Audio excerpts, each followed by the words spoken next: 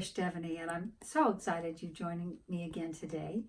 I get a lot of questions about how in the world did you get into this? What happened? Did you train? Did you learn from somebody? And the answer is always no. And over the years, I've begun to break it down and what might have happened. I had a healing crisis. Some of you may already know about that, where I was told had maybe 9 or 12 months to live. I had chronic hepatitis C and stage 4 liver disease. And I was accidentally happened upon a bowl. I started playing the bowl. I started to vocalize with the bowl, bought the bowl, brought the bowl home with me. And every day I started to play the bowls. And within up to about 4 months, the virus disappeared, and my doctor was completely baffled by what had happened for me.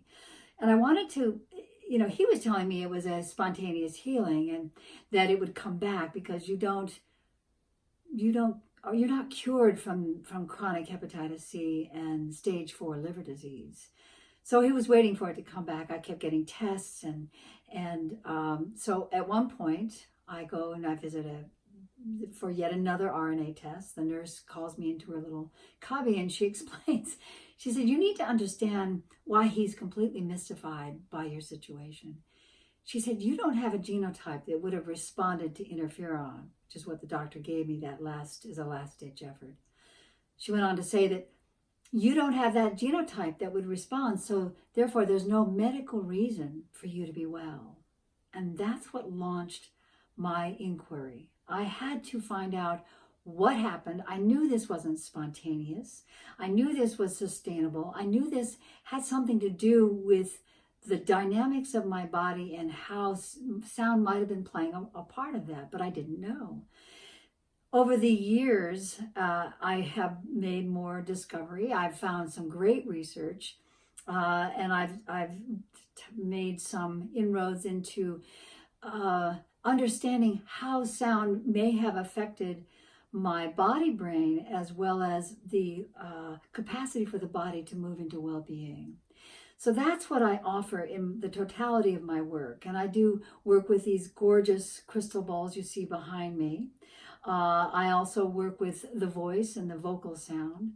So all of these are elements of sound that on this planet, we are structured from sound. So sound is the weave and warp of our expression, our manifesting power on this planet Earth. Yet most of us have been silenced. Most of us have swallowed our voices. And as I've mentioned before, when we swallow our voices, we swallow our choices.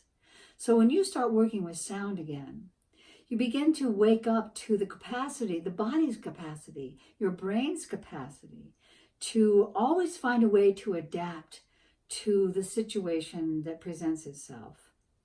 Because there is no one way. There are always several choices that we're making, and each one of us are here to make is here to make our own choices. We are here to learn. We are here to gather information, and most important, we're here to have a good time, to enjoy ourselves. So if we find that we fall into the crack of pain and sorrow and work and habit that keeps us locked into these ways of struggling and suffering, try sound. Open your mouth, make some sweet sounds, and just start letting yourself hum. That's a good way to start. Just hum.